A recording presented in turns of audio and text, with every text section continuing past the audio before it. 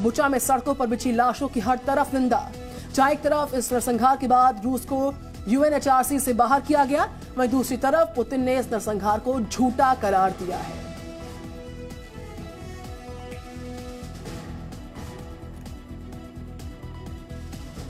और बुलेटिन की शुरुआत सबसे पहले बात अजान पर छिड़ी सियासी घमासान की।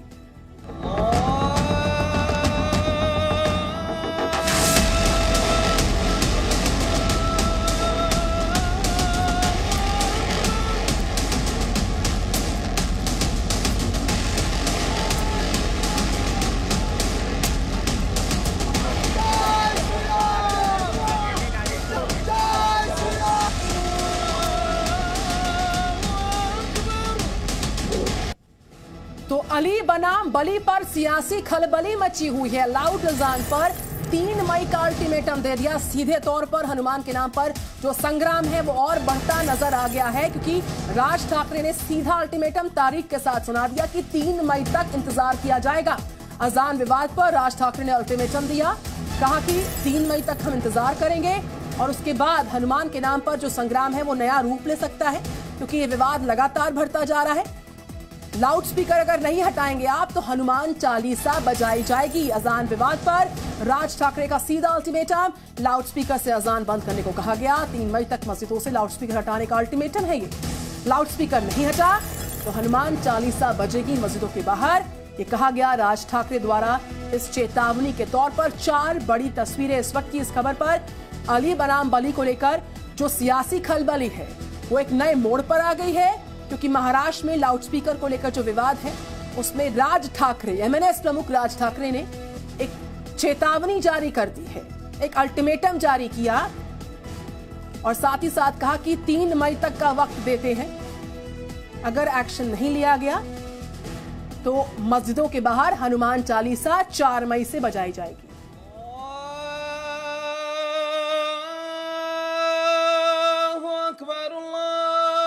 मस्जिद से आने वाली अजान की तेज आवाज के खिलाफ राज ठाकरे की मुहिम अब और तेज हो गई है। महाराष्ट्र नवनिर्माण सेना के मुखिया राज ठाकरे ने पिछले हफ्ते लाउड स्पीकर के साथ अजान पढ़ने पर आपत्ति जताई थी और इसके जवाब में हनुमान चालीसा बजाने का ऐलान कर दिया।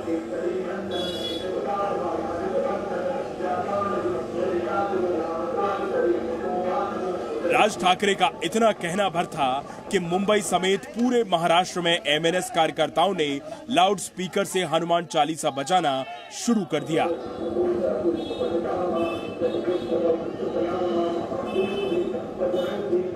अजान बनाम हनुमान चालीसा की स्थिति बनते ही सियासी संग्राम छिड़ गया। महाराष्ट्र सरकार ने MNS कार्यकर्ताओं के खिलाफ कार्रवाई भी की, लेकिन राज ठाकरे तो अब सीधी धमकी पर उतर आए हैं। अब तो राज ठाकरे ने 3 मई तक सभी मौलवियों को मस्जिदों से लाउड स्पीकर हटाने का अल्टीमेटम दे दिया है। उन्होंने कहा कि अगर अजान बंद नहीं हुए तो मस्जिद के बाहर ज्यादा आवाज में हनुमान चालीसा बजाएंगे। राज ठाकरे ने यह भी सवाल उठाया कि नमाज पढ़ने के लिए सड़कों फुटपाथों को क्यों जाम किया जाता है। या मशिदींवरच्या भोंग्यांचा अख्ख्या देशाला त्रास होतोय, ह्याच्यामध्ये धार्मिक विषय कुठे आहे? तुम्हाला जो काही नमाज पडायचा आहे, तुम्हाला जी काय अजान द्यायची घरामध्ये द्या। शहरांचे रस्ते कशाला अडवताय? शहरांचे फुटपाथ कशाला अडवताय?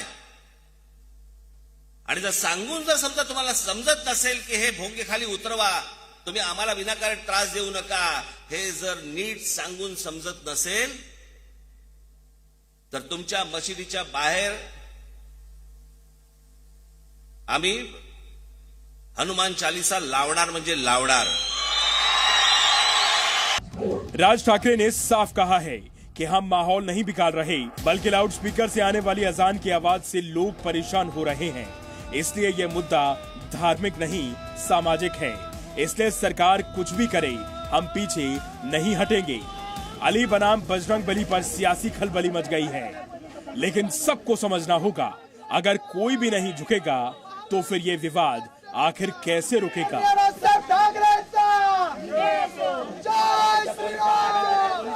ब्यूरो रिपोर्ट, जी मीडिया। और आइए एक बार फिर से आपको सुनवा देते हैं कि राज ठाकरे का बयान दरअसल क्या है, जिसे अल्टीमेटम देते हुए कहा गया कि 3 तारीख को ईद है, अगर तब तक लाउडस्पीकर नहीं हटते तो जगह जगह 4 तारीख से हनुमान चालीसा बजाई जाएगी। सुनिए जरा। या मशिदींवरच्या भोंग्यांचा अख्ख्या देशाला त्रास होतोय, ह्याच्यामध्ये धार्मिक विषय कुठे आहे? तुम्हाला जो काही नमाज पडायचा आहे, तुम्हाला जी काय अजान द्यायची घरामध्ये द्या। शहरांचे रस्ते कशाला अडवताय? शहरांचे फुटपाथ कशाला अडवताय? आणि जर सांगून जर समजा तुम्हाला समजत नसेल की हे भोंगे खाली उतरवा, तुम्ही आम्हाला विनाकारण त्रास देऊ नका, हे जर नीट सांगून समजत नसेल तर तुमच्या मशिदीच्या बाहेर आम्ही हनुमान चालीसा लावणार म्हणजे लावणार। और इस खबर पर करते हैं विस्तार से बात। अंकुर त्यागी जुड़ चुके हैं मुंबई से मेरे साथ। वेरी गुड मॉर्निंग अंकुर। अंकुर, अली बनाम बली के इस द्वंद में, इस खलबली में अगर कोई झुकने को राजी नहीं होगा तो विवाद रुकेगा कैसे, बड़ा सवाल। उसके बीचों बीच राज ठाकरे का बड़ा अल्टीमेटम, 3 तारीख की डेडलाइन दी गई।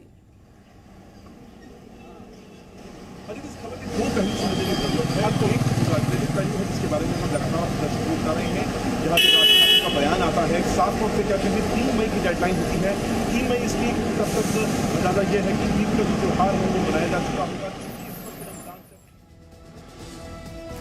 लौटेंगे अंकुर के पास। इस बीच आपको बताएं, अजान विवाद पर संजय राउत का बड़ा बयान। इससे पहले अल्टीमेटम आपको सुनवा रहे हैं राज ठाकरे का। संजय राउत का बड़ा बयान सामने आया, वो क्या है बताते हैं। हमें हिंदुत्व का ज्ञान न दिया जाए, संजय राउत ने साफ कह दिया। हमें हिंदुत्व के लिए बड़े बलिदान दिए हैं, हमने हिंदुत्व के लिए बड़े बड़े बलिदान दिए, तो हमें हिंदुत्व को लेकर किसी भी तरह का कोई भी ज्ञान न दे, कहना है संजय राउत का। इससे पहले एमएनएस प्रमुख ने क्या बयान दिया है, कौन सी चेतावनी दी है, डेडलाइन दे दिया कि 3 तारीख तक लाउड अजान विवाद पर अगर कोई एक्शन नहीं लिया गया तो 4 तारीख से मस्जिदों के बाहर जगह जगह हनुमान चालीसा बजाई जाएगी। बीजेपी ने उनको छूट दी है, अभय दिया है, उसके बाद ये भोंगा शुरू हुआ। 1.5 साल तक इस पार्टी का भोंगा बंद था और हिंदुत्व के बारे में हमें कोई सिखाने की जरूरत नहीं है। हिंदुत्व शिवसेना के खून में है, रगों रगों में बहता है। और जब भी हिंदुत्व के ऊपर हमला हुआ है तो बीजेपी और ये बीजेपी के नए भोंगे सामने नहीं थे, हम थे। बाला साहब ठाकरे, उद्धव ठाकरे और पूरी शिवसेना हिंदुत्व के लिए संघर्ष करती आई, लड़ती आई। हमारी जानें हमारे लोगों की चली गई। तो अजान पर छिड़े इस घमासान पर लगातार बयानबाजी तेज है। क्या संजय राउत ने कहा, हमने सुनवाया आपको। तो वही ठाकरे का अल्टीमेटम क्या है वो भी हम आपको सुनवा भी रहे हैं, दिखा भी रहे हैं। नमाज अदा करने के लिए अजान घर में की जाए, शहर के रास्ते फुटपाथ को क्यों रोकते हो, दिन भर में 5-5 बार अजान देते हो, वो भी बेसुरा। इसके अलावा 3 मई तक का अल्टीमेटम से अजान बंद हो जानी चाहिए, वरना 4 मई से मस्जिदों के बाहर हनुमान चालीसा बजाई जाएगी। यह है ठाकरे की चेतावनी, ठाकरे का अल्टीमेटम और 3 तारीख का डेडलाइन ठाकरे द्वारा, एमएनएस प्रमुख राज ठाकरे द्वारा दे दिया गया है। और इस खबर पर हम सीधे रुक करते हैं मुंबई का। अंकुर मेरे साथ जुड़ चुके हैं। अंकुर, अगर आप तक मेरी आवाज पहुंच पा रही है, वही सवाल है कि देखिए, खली बनाम बली की जो सियासी खलबली है उस पर विराम कब लग पाएगा। बयानबाजी तेज है, अल्टीमेटम राज ठाकरे का आया, साथ ही साथ संजय राउत का बड़ा बयान इसमें जुड़ता हुआ। देखिए, इस खबर के 2 पहलू समझने की जरूरत है। एक जो राजनीतिक पहलू है वो जिसके बारे में हम बात कर रहे हैं, आप लगातार बयान सुना रहे हैं अपने दर्शकों को। पहले राज ठाकरे कहते हैं 3 मई तक की डेडलाइन देते हैं, क्योंकि 3 मई को अंदाजा ये लगाया जा रहा है ईद का जो त्योहार है वो मना लिया जाएगा। रमजान का के दिन चल रहे हैं, रोजे रखे हैं, 5 वक्त की नमाज देनी होती है, तो उस बात का ध्यान रखा गया है इस पहलू का, इसलिए 3 मई की डेडलाइन दी गई है। लेकिन उसके पीछे तथ्य क्या दिया गया है? तथ्य दिया गया है आप जबरदस्ती का शोर पैदा होता है, बच्चों की पढ़ाई डिस्टर्ब होती है, और ये कोई धार्मिक समस्या नहीं है, एक सामाजिक समस्या है, और इसीलिए उसका विरोध राज ठाकरे कर रहे हैं। लेकिन राज ठाकरे के पीछे अगर देखा जाए तो जाहिर तौर पर अपनी खोई हुई राजनीतिक जमीन को वापस से आधार तैयार करना चाहते हैं। अब वो मराठी का मुद्दा नहीं उठा रहे हैं, मराठी और नॉन मराठी का, वो अब हिंदुत्व के मुद्दे पर एक कदम आगे जाकर अपनी बात कर रहे हैं। जाहिर तौर पर शिवसेना का जो बयान राष्ट्रीय संजय राउत का आया है वो उसी नैरेटिव का काउंटर नैरेटिव तैयार करता हुआ दिखाई दे रहा है। शिवसेना नहीं चाहती है, क्योंकि एमवीए गवर्नमेंट में है, कांग्रेस और एनसीपी के साथ सत्ता में है, वो नहीं चाहती कि राज ठाकरे इस बात का बड़ी खबर पर जी न्यूज की नजर लगातार सारी जानकारियां मुंबई से लाइव पहुंचा रहे हैं अंकुर त्यागी। मुश्ताक अंकुर, फिर से लौटूंगी आपके पास, शुक्रिया आपका। खरगोन में जिस तरीके से रामनवमी की हिंसा हुई, इसको लेकर चौतरफा बवाल के बाद मामला तूल पकड़ रहा है। जहां एक तरफ पुलिस ने कार्रवाई की, 15 संदिग्धों को पकड़ा, तो वहीं दूसरी तरफ फर्जी ट्वीट केस में दिग्विजय सिंह पर एफआईआर दर्ज करी है। तो वहीं खरगोन हिंसा को लेकर मध्य प्रदेश के मुख्यमंत्री शिवराज सिंह ने राज्यपाल मंगू भाई पटेल से मुलाकात की, उनको सारी जानकारी दी इस पूरे मामले की। 4 बड़ी तस्वीरें इस खबर से जुड़ी हुई आपके सामने। तो 15 संदिग्ध अब तक पकड़ लिए गए हैं। दिग्विजय सिंह पर एफआईआर दर्ज हो चुकी है। मध्य प्रदेश की सरकार गलत ट्वीट पर कार्रवाई, और साथ ही साथ खरगोन हिंसा मामले में राज्यपाल से मुलाकात हुई शिवराज सिंह चौहान की।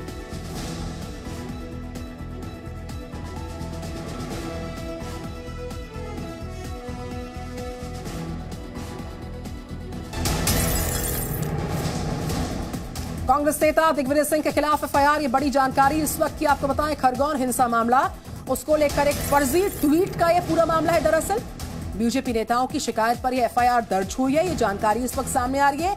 कांग्रेस नेता है दिग्विजय सिंह, उनके खिलाफ इस पूरे मामले में फर्जी ट्वीट को लेकर एफआईआर दर्ज हुई है। खरगोन हिंसा मामला फर्जी ट्वीट का मामला है ये दरअसल। अब बीजेपी नेताओं की शिकायत पर यह एफआईआर दिग्विजय सिंह पर हुई है। तो ये बड़ी जानकारी खरगोन हिंसा को लेकर फर्जी ट्वीट के केस में एक बड़ी कार्रवाई होती हुई, बड़ा अपडेट इस वक्त का। ये दिग्विजय सिंह वो दिग्विजय सिंह नहीं है जिनने आज ट्वीट किया और भ्रम फैलाया। सवाल डिलीट का नहीं है, सवाल ये इस तरह के भ्रम फैलाते रहते हैं। मध्य प्रदेश को बदनाम करने की बात हो या सांप्रदायिक तनाव फैलाने की बात हो, दिग्विजय सिंह जी ऐसा करते रहे। पहले ब्रिज के बारे में वो पाकिस्तान का ब्रिज भोपाल से जोड़ दिया था, अब ये बाहर की मस्जिद जिसमें झंडा फहराया जा रहा है मध्य प्रदेश से जोड़कर, वो तो लगातार वायरल हो रहा है उनका ट्वीट तो। और इसको मैं वैध विशेषज्ञों से राय ले रहा हूं और वैधानिक कार्रवाई दिग्विजय सिंह पे हो सकती है क्या, इस दिशा में आगे बढ़ रहा हूं।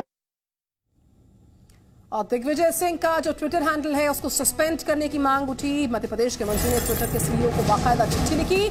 मंत्री विश्वास सारंग ने दिग्विजय सिंह के ट्वीट को भड़काऊ करार दिया। ट्वीट के माध्यम से धार्मिक उन्माद फैलाने का आरोप लगाया गया है। वो चिट्ठी जो है उसके माध्यम से संदेश देने की कोशिश की गई है। एमपी के मंत्री ने ट्विटर के सीईओ को किस तरीके से मंत्री विश्वास सारंग ने दिग्विजय सिंह के ट्वीट को भड़काऊ करार दिया।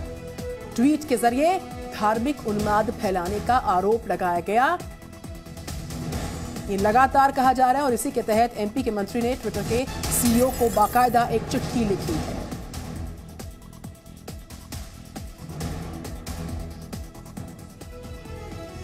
वहीं खरगोन हिंसा मामले पर बीजेपी और एआईएमआईएम के बीच जुबानी जंग काफी तेज हो गई है। ओवैसी ने आरएसएस पर हमले बोले हैं, तो वहीं केंद्रीय मंत्री गिरिराज सिंह ने हिंसा को संयोग नहीं प्रयोग करार दिया है। सब आपके सामने दंगाई करते हैं और उसके बाद आप अपनी नाकामी को, अपने कॉम्प्लिसिट बिहेवियर को छुपाने के लिए आप घर को तोड़ते हैं। टारगेटेड राजस्थान में दुकानों को जलाया जाता है। गोवा के अंदर मस्जिद के अंदर घुसकर नमाज को रोका जाता है। बिहार में मस्जिद के ऊपर झंडा लगाया जाता है। गुजरात में, आनंद में, कंबाट में ये सब चीजें होती है। तो ये क्यों हो रहा है पूरा? इसको अगर हम ये समझ रहे हैं कि नहीं सिर्फ एक वायलेंस हो गया, नहीं, मैं ये कह रहा हूं कि एक मंसूबाबंद तरीके से पूरे देश में ये वायलेंस करवाया गया। इसकी जिम्मेदारी बीजेपी की सरकार और संघ परिवार पर आयद होती है। ये जो घटना घट रही है, चाहे मध्य प्रदेश हो, चाहे राजस्थान हो, चाहे झारखंड हो, चाहे दिल्ली के जेएनयू हो, ये संयोग नहीं, एक प्रयोग है। और ये प्रयोग मैं इसलिए कह रहा हूं, ये चिंता तब होती है, ये महज संयोग नहीं, ये प्रयोग है। भारत को जिन्ना के सोच वाले लोग ये प्रयोग कर रहे हैं। और केंद्रीय मंत्री मुख्तार अब्बास नकवी ने ओवैसी के आरोपों को नकारते हुए साफ कहा कि अपराधियों को सांप्रदायिक सुरक्षा नहीं दी जानी चाहिए। सुनिए जरा। हिजाब नहीं पहन सकते क्योंकि सेक्युलरिज्म है, मगर गोश्त नहीं खा सकते क्योंकि आस्था है। मॉब लिंचिंग हो सकती है, सब हो सकती है ना, ये सब चीजें हो रही देश में, देख रहे हैं ना हम। मैं आपके जरिए से देश के प्रधानमंत्री को बताना चाह रहा हूं कि इस देश में जेनोसाइड की तरफ हम जा रहे हैं। जेनोसाइड का पहला स्टेप हम क्रॉस कर चुके हैं। एक समुदाय के खिलाफ इतना हेट्रेड पैदा अगर कौन कर रही है वो बीजेपी जानती है, सरकार आपकी है। और अगर आप यूनाइटेड नेशन में जेनोसाइड का डेफिनेशन देखेंगे तो हम वो फर्स्ट स्टेज को क्रॉस कर चुके हैं, वो फर्स्ट स्टेप जो है क्रॉस कर चुके हैं। अब ये देश की सरकार को सोचना चाहिए। देखिए, जो क्रिमिनल है वो क्रिमिनल है, जो क्राइम है वो क्राइम है। क्रिमिनल पर किसी भी तरह की नरमी नहीं की जा सकती और क्राइम पर किसी तरह का कम्युनल कवर नहीं दिया जा सकता। इसलिए जो गुनाहगार है उसे छोड़ा नहीं जाना चाहिए और जो बेगुनाह है उसे छुआ नहीं जाना चाहिए, ये नीति है। अब उस पर भी आप जो है वो इस तरह की जो क्राइम है और कम्युनल माइंडसेट के साथ जो क्राइम है उस पर भी जो है वो आप सुरक्षा कवच, अगर से सांप्रदायिक सुरक्षा कवच पहनाने की कोशिश करेंगे तो ठीक नहीं है। जो इस तरह के लोग हैं उनको किस तरह की आप नरमी की बात कर रहे हैं? और ये लोग किसी एक समाज के, किसी एक धर्म के दुश्मन नहीं है, बल्कि पूरी की पूरी देश के और पूरे के पूरे समाज के सुरक्षा के, सौहार्द के दुश्मन है। इनके साथ कोई भी नरमी नहीं होनी चाहिए। जी न्यूज पर वक्त एक ब्रेक का, वापस लौट रहे हैं फौरन।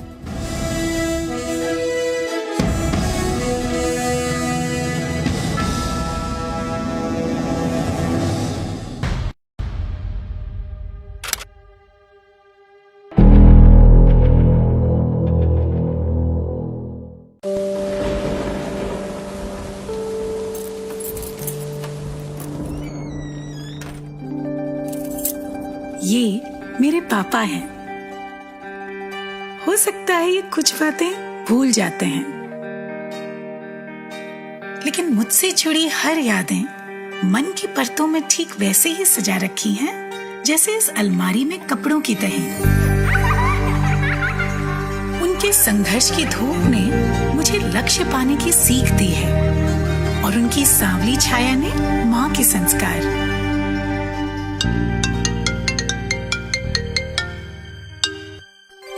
प्रणाम पापा। जीते रहो। आज तो हाँ पता है, आज आपके लिए बहुत स्पेशल दिन है। आज मैं आपको बहुत मिस कर रही हूँ पापा।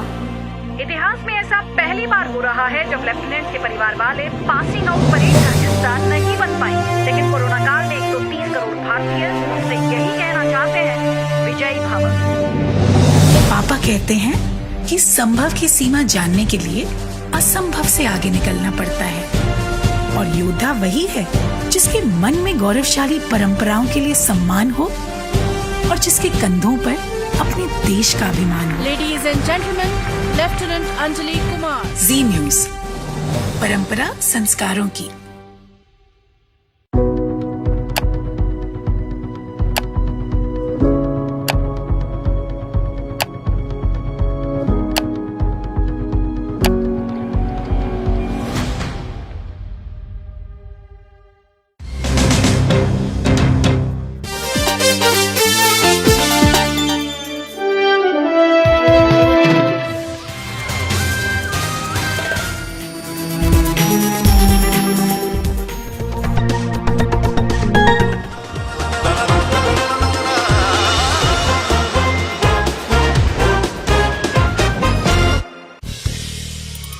नया जी न्यूज ऐप अब बेहतर फीचर्स के साथ हिंदी अंग्रेजी के साथ साथ देश की अन्य भाषाओं में भी भारत और दुनिया की तमाम खबरों का अनूठा collection.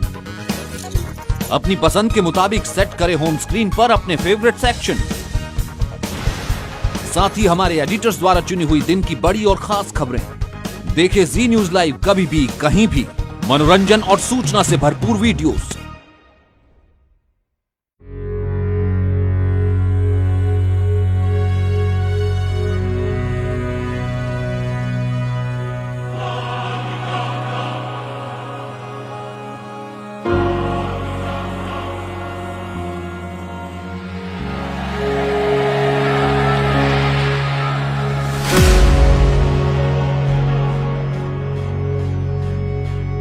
Good evening and welcome to Z News Bulletin.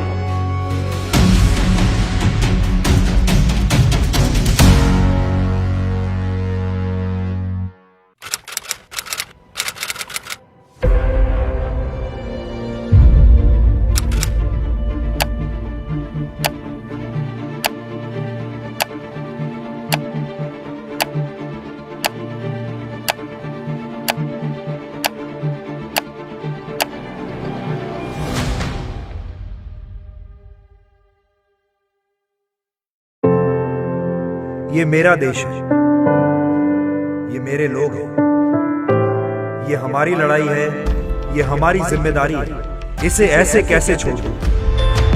क्योंकि जब आप मुस्कुराते हैं तो मैं मुस्कुराता हूं। जब आपका दिन अच्छा गुजरता है तो मैं भी सुकून से सोता हूं। नमस्कार, मैं हूं सुधीर चौधरी और डीएनए में आपका स्वागत है। ये मेरा देश है, ये मेरे लोग हैं। नया जी न्यूज ऐप अब बेहतर फीचर्स के साथ हिंदी अंग्रेजी के साथ साथ देश के अन्य भाषाओं में भी भारत और दुनिया की तमाम खबरों का अनूठा कलेक्शन। अपनी पसंद के मुताबिक सेट करें होम स्क्रीन पर अपने फेवरेट सेक्शन। साथ ही हमारे एडिटर्स द्वारा चुनी हुई दिन की बड़ी और खास खबरें।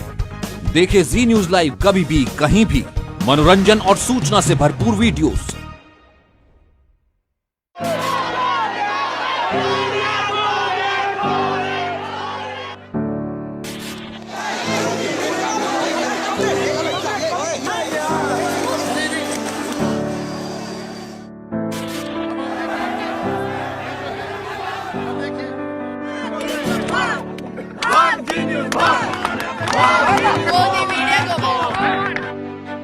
ये मीडिया के सुधीर चौधरी है। मैं फिर एक बार जी न्यूज कि अगर आप लोग बिला वजह के अगर ट्रायल करेंगे, याद रखो तुम्हारे नुमाइंदों को माइक लेकर फिरना मुश्किल हो जाएगा। और तुम सबको जी टीवी वालों, इंशाल्लाह तुम्हें पता चलेगा पाकिस्तान के फौजी जवान किस तरह इंतकाम लेते हैं, सर्जिकल स्ट्राइक्स क्या होती है। इंशाल्लाह हम तुम्हें पढ़ाएंगे। एक जहां आप रहते हो, जहां प्रोग्राम करते हो, अल्हम्दुलिल्लाह आपके हर सफों में हम बैठे हुए हैं। अभी तो सिर्फ केरला में आप पे हुए हैं ना, खैर अभी तो दिल्ली में भी होगा, बंबई में भी होगा, अभी तो पंजाब में भी आपके खिलाफ FIR होगा। भाई ठोकांगे ਅਸੀਂ ਤੁਹਾਨੂੰ ਤੇ ਤੇਰੀ ਵਾਰੀ ਹੈਗੀ ਹੈ, ਤੇਰੀ ठीक है। DNA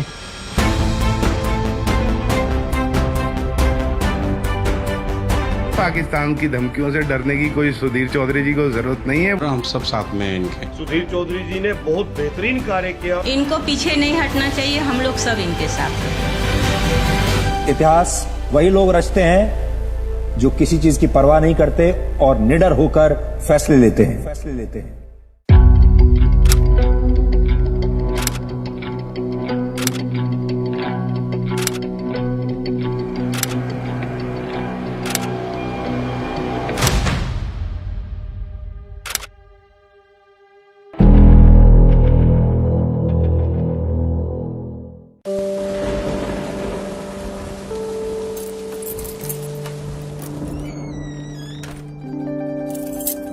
ये मेरे पापा हैं।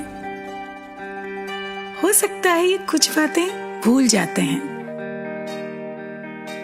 लेकिन मुझसे जुड़ी हर यादें मन की परतों में ठीक वैसे ही सजा रखी हैं जैसे इस अलमारी में कपड़ों की तह।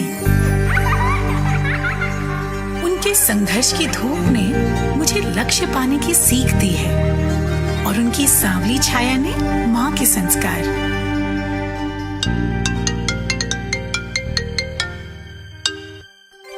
प्रणाम पापा। जीते रहो।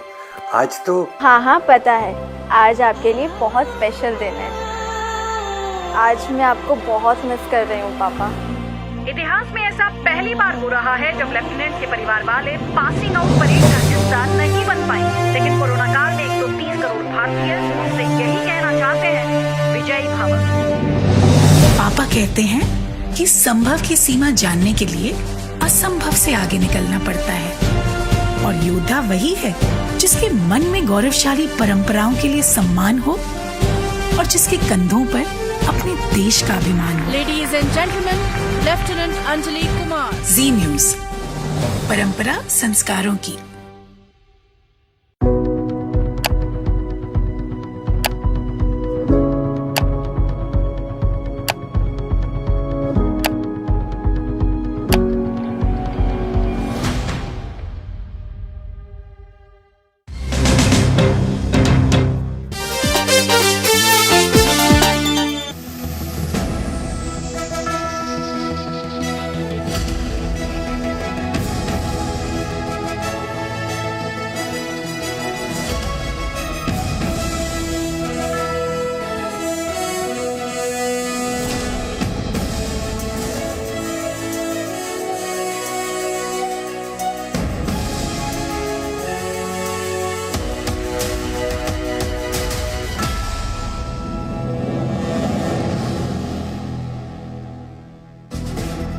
प्रायोजक Agarwal packers and movers limited की पहचान ये चेहरा। For shifting call 9300 300 300।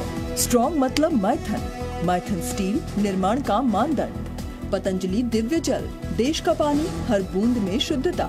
बड़े भैया को पहचानिए। Original Agarwal packers and movers की पहचान बड़े भैया। agrwalpackers.in DRS group. स्वीटी शाही खजूर, बेहतर नहीं बेहतरीन स्वाद। और Steris health care private limited deals in quality medicine. Steris, quality that you can trust. MNS प्रमुख राज ठाकरे की चेतावनी, 3 मई तक मस्जिदों से लाउडस्पीकर नहीं हटे तो मस्जिदों के सामने बजाएंगे हनुमान चालीसा।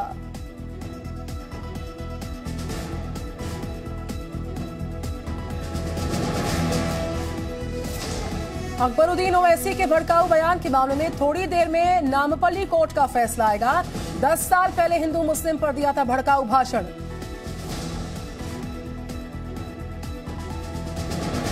कर्नाटक के उडुपी में ठेकेदार संतोष पाटिल की मौत के मामले में मंत्री ईश्वरप्पा पर एफआईआर, कांग्रेस ने मांगा इस्तीफा।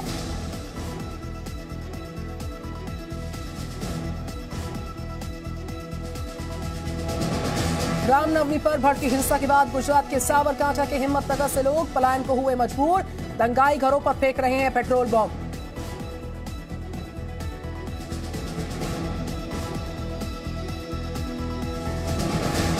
अमेरिका में फिर बंदूकबाज का कहर, न्यूयॉर्क के ब्रुकलिन मेट्रो स्टेशन में फायरिंग, 16 लोग जख्मी, अश्वेत हमलावर फरार है।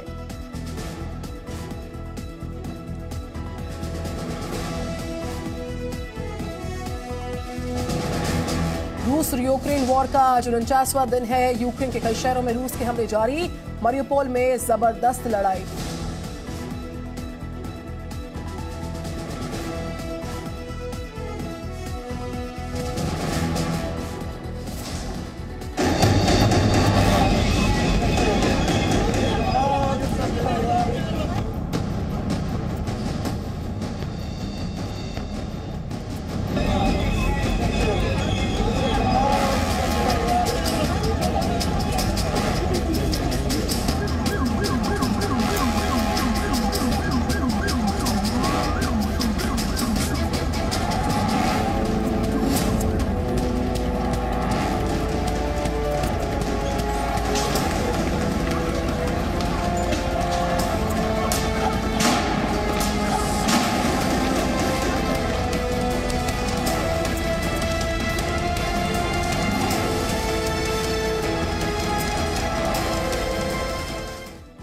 गुड मॉर्निंग, नमस्कार। आप देख रहे हैं जी न्यूज, मैं निधि चतुर्वेदी आपके साथ बड़ी खबर के साथ शुरुआत। सबसे पहले आपके सामने एक वीडियो होगा जो न्यूयॉर्क सबवे हमले के संदिग्ध का सामने आ गया है। ये वो संदिग्ध है दरअसल जिस पर एफबीआई की नजर बनी हुई है। हालांकि अभी एफबीआई ने ये पुष्टि नहीं की ये शख्स वही शख्स है, लेकिन इस पर संदेह जताया जा रहा है। लेकिन ये शक के दायरे में बना हुआ है।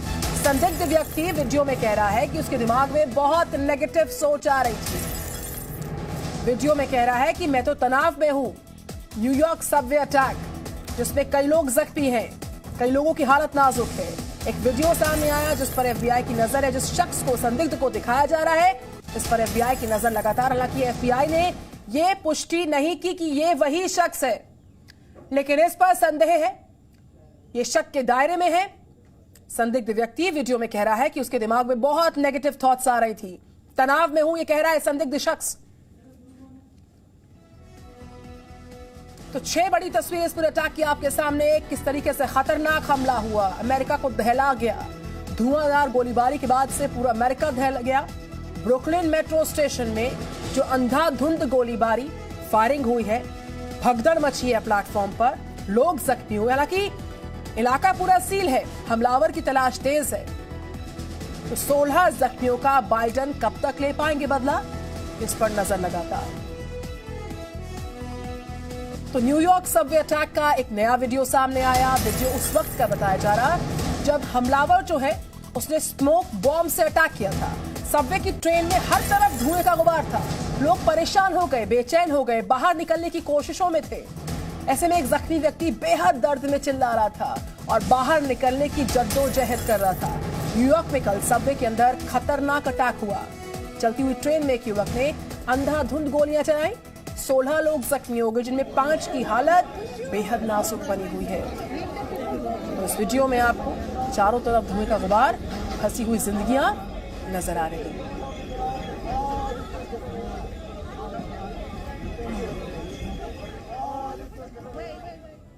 आइए बुलेटिन में रफ्तार के साथ थोड़ा आगे बढ़ते हैं। महायुद्ध की कुछ बड़ी तस्वीरें आपके सामने फटाफट।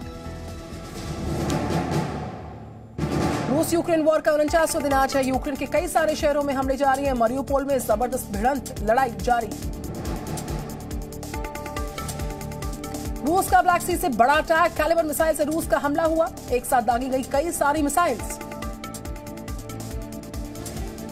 मारियोपोल में आमने सामने रूस और यूक्रेन के सैनिक लगातार डटे हैं। डीपीआर के सशस्त्र बल दुश्मन देश की सेना पर फायरिंग करते नजर आ रहे। महायुद्ध को लेकर बाइडेन का बड़ा बयान, कहा पुतिन ही यूक्रेन हमले के लिए जिम्मेदार हैं। साथ ही कहा पुतिन की वजह से ही तेल की कीमतों में इजाफा हुआ है, बढ़ोतरी हुई है।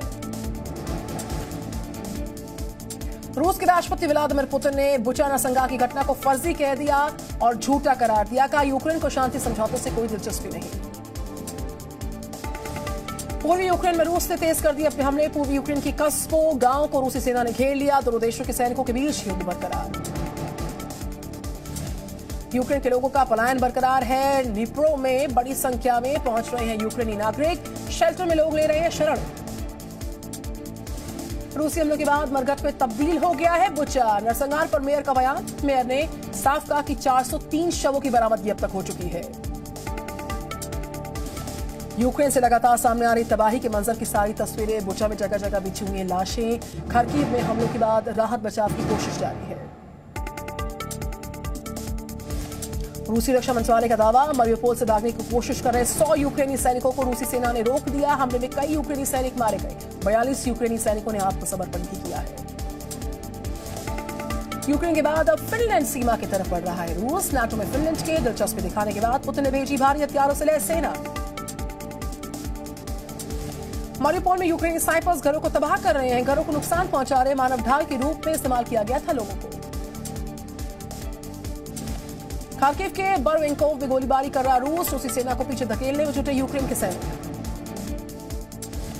रूस ने खार्किव में रिहायशी इलाकों पर फिर से बमबारी की। राहत बचाव का काम लगातार जारी। बीते 24 घंटों में रूस की गोलीबारी में 11 लोग की मौत हुई। युद्ध के बीच यूक्रेन का बड़ा दावा है। रूसी समर्थक विक्टर मेदवेदेव को गिरफ्तार करने का दावा है। पुतिन के करीबी कहे जाते हैं। यूक्रेन के राष्ट्रपति ज़ेलेंस्की ने रूस को प्रस्ताव दिया। युद्ध में बंदी बनाए गए लोगों और सैनिकों की अदला बदली का प्रस्ताव दिया। यूक्रेन वॉर में सैटेलाइट तस्वीरों से खुलासा। पूर्वी यूक्रेन की ओर बढ़ती नजर आ रही रूसी सेना। 16 युवाओं की से यूक्रेनी जो है वो बढ़ रही है सेना। रूस यूक्रेन वॉर के बीच यूक्रेन ने दावा किया कीव के बाहर बेसमेंट में 6 लोगों की गोली मारकर हत्या। यूक्रेन में रूबे-ज़ोनोयो में एसिड टैंक में धमाका। लुहांस्क के रूबे-ज़ोनोयो में एसिड टैंक से धमाका हुआ। रूस के रक्षा मंत्रालय ने यूक्रेन में स्पेशल ऑपरेशन का एक और वीडियो किया जारी कि F-52 एलिगेटर हेलीकॉप्टर से किया गया यूक्रेन के सैन्य ठिकानों पर अटैक। यूक्रेन के निकोलेव में रूस ने की है बमबारी। निकोलेव में हमले के बाद जबरदस्त धमाका हुआ है। मारियोपोल में रूस का जबरदस्त हमला। रूसी सैनिकों ने आर्टिलरी सिस्टम से अटैक किया। रूस की यूक्रेन पर एयर स्ट्राइक जारी। रूसी सैनिकों ने यूक्रेन के सैन्य ठिकानों को निशाना बनाया है। मारियोपोल में रूसी हमलों से डर गए किसान। हमले के डर से गेहूं की फसल काटने नहीं जा रहे।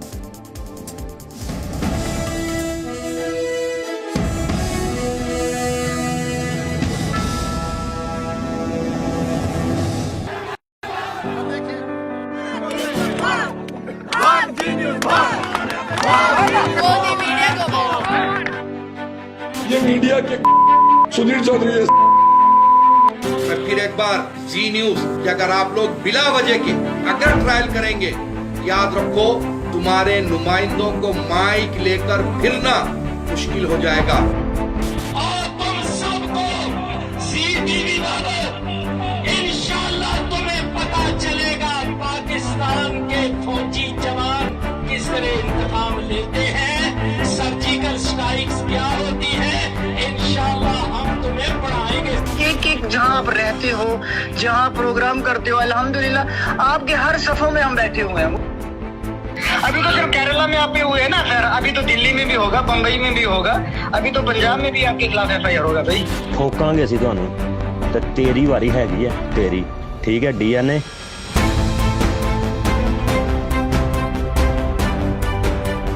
पाकिस्तान की धमकियों से डरने की कोई सुधीर चौधरी जी को जरूरत नहीं है, हम सब साथ में हैं इनके। सुधीर चौधरी जी ने बहुत बेहतरीन कार्य किया। इनको पीछे नहीं हटना चाहिए, हम लोग सब इनके साथ हैं। इतिहास वही लोग रचते हैं जो किसी चीज की परवाह नहीं करते और निडर होकर फैसले लेते हैं।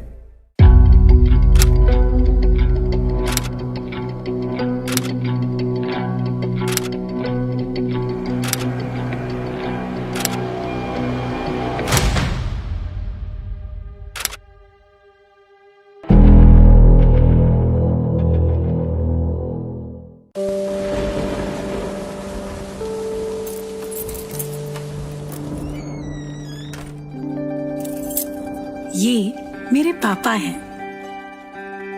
हो सकता है ये कुछ बातें भूल जाते हैं,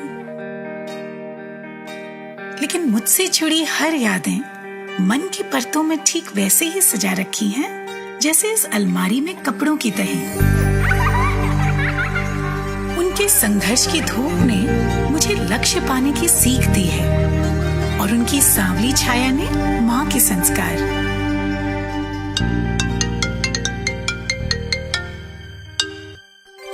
प्रणाम पापा। जीते रहो।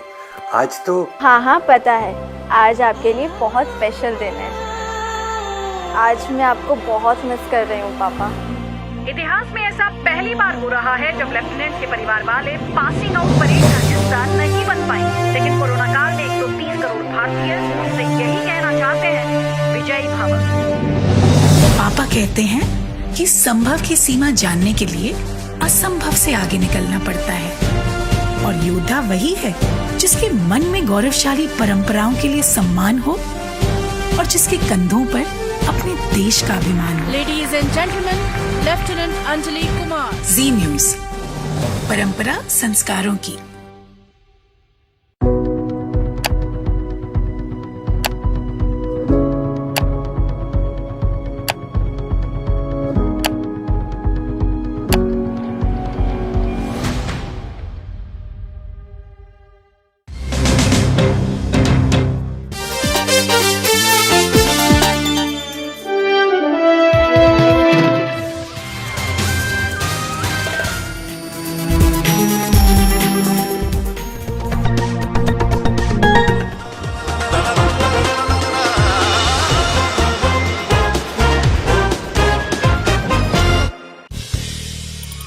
नया जी न्यूज ऐप अब बेहतर फीचर्स के साथ हिंदी अंग्रेजी के साथ साथ देश की अन्य भाषाओं में भी भारत और दुनिया की तमाम खबरों का अनूठा कलेक्शन। अपनी पसंद के मुताबिक सेट करें होम स्क्रीन पर अपने फेवरेट सेक्शन। साथ ही हमारे एडिटर्स द्वारा चुनी हुई दिन की बड़ी और खास खबरें। देखें जी न्यूज लाइव कभी भी कहीं भी, मनोरंजन और सूचना से भरपूर वीडियोस।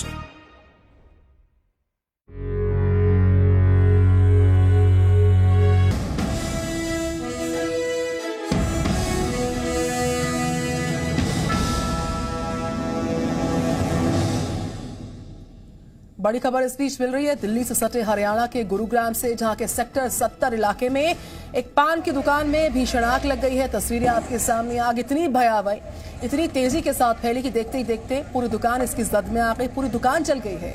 पास की दुकानों में भी आग से नुकसान पहुंचा है, ये भी जानकारी सामने आ रही है।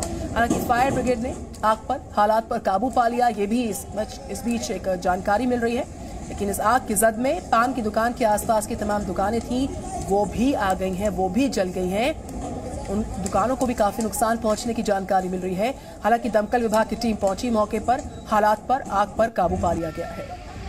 तो आप देख सकते हैं तस्वीरें गुरुग्राम में एक पान की दुकान पूरी तरह से आग की चपेट में आई, जिससे आसपास की दुकानों को भी काफी नुकसान पहुंचा। जी न्यूज पर वक्त एक छोटे से ब्रेक का हो गया है।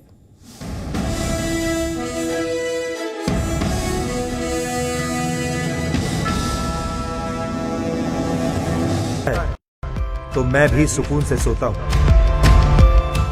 नमस्कार, मैं हूँ सुधीर चौधरी और डीएनए में आपका स्वागत है। ये मेरा देश है, ये मेरे लोग हैं। नया जी न्यूज ऐप अब बेहतर फीचर्स के साथ हिंदी अंग्रेजी के साथ साथ देश की अन्य भाषाओं में भी भारत और दुनिया की तमाम खबरों का अनूठा कलेक्शन। अपनी पसंद के मुताबिक सेट करें होम स्क्रीन पर अपने फेवरेट सेक्शन। साथ ही हमारे एडिटर्स द्वारा चुनी हुई दिन की बड़ी और खास खबरें। देखें जी न्यूज लाइव कभी भी कहीं भी। मनोरंजन और सूचना से भरपूर वीडियोस।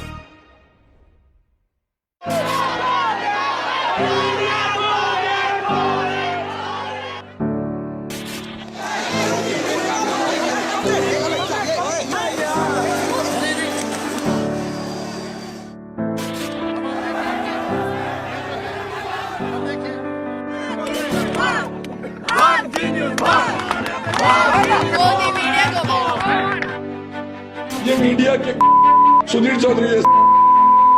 मैं फिर एक बार जी न्यूज कि अगर आप लोग बिला वजह के अगर ट्रायल करेंगे, याद रखो तुम्हारे नुमाइंदों को माइक लेकर फिरना मुश्किल हो जाएगा। और तुम सबको जी टीवी वालों, इंशाल्लाह तुम्हें पता चलेगा पाकिस्तान के फौजी जवान किस तरह इंतकाम लेते हैं, सर्जिकल स्ट्राइक्स क्या होती है। इंशाल्लाह हम तुम्हें पढ़ाएंगे। एक जहां आप रहते हो, जहां प्रोग्राम करते हो, अल्हम्दुलिल्लाह आपके हर सफों में हम बैठे हुए हैं। अभी तो सिर्फ केरला में आप पे हुए हैं ना, खैर अभी तो दिल्ली में भी होगा, बंबई में भी होगा, अभी तो पंजाब में भी आपके खिलाफ FIR होगा भाई। ठोकांगे ਅਸੀਂ ਤੁਹਾਨੂੰ ਤੇ ਤੇਰੀ ਵਾਰੀ ਹੈਗੀ ਹੈ ਤੇਰੀ। ਠੀਕ ਹੈ DNA।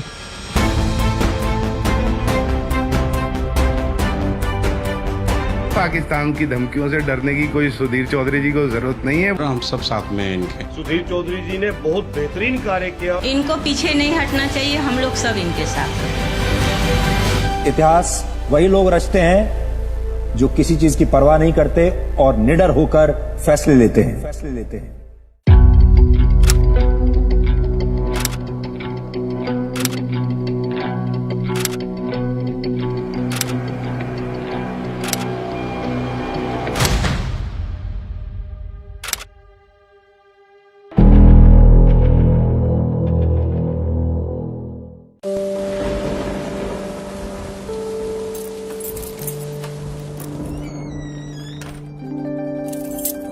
ये मेरे पापा हैं। हो सकता है ये कुछ बातें भूल जाते हैं, लेकिन मुझसे जुड़ी हर यादें मन की परतों में ठीक वैसे ही सजा रखी हैं जैसे इस अलमारी में कपड़ों की तह। उनके संघर्ष की धूप ने मुझे लक्ष्य पाने की सीख दी है और उनकी सांवली छाया ने माँ के संस्कार।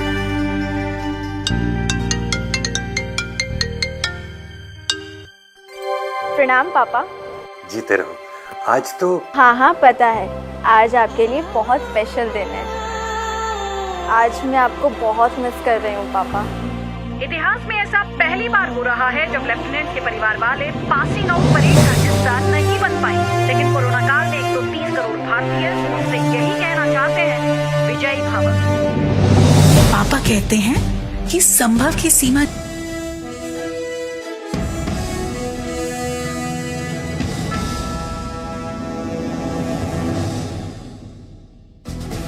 प्रस्तुतकर्ता केसरी मरहम एवं तैलम, वर्षों से दर्द पे सबसे ज्यादा असरदार। प्रायोजक एलो फ्रूट जूस, हेल्दी है, इसमें एलोवेरा है। पतंजलि गाय का देसी घी खाएं, मिलावट के जहर से अपने मासूम बच्चों व परिवार को बचाएं। Prayag PTMT bath fittings and accessories, quality बेमिसाल, लिख के ले लो। हर हिंदुस्तानी की शान ARB बेयरिंग्स, जोड़े सारा हिंदुस्तान। और सरदर्द टेंशन थकान का मिटाए नामो निशान, हर बंस राम का तेल राहत रूह, तेल में जादू है। MNS प्रमुख राज ठाकरे की चेतावनी, 3 मई तक मस्जिदों से लाउडस्पीकर नहीं हटे तो मस्जिदों के सामने बजाएंगे हनुमान चालीसा।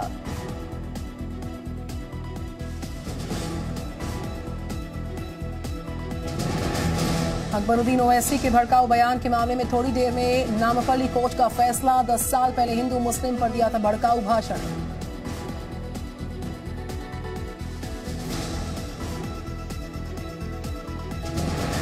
कर्नाटक के उडुपी में ठेकेदार संतोष पाटिल की मौत के मामले में मंत्री ईश्वरप्पा पर एफआईआर, कांग्रेस से मांगा इस्तीफा।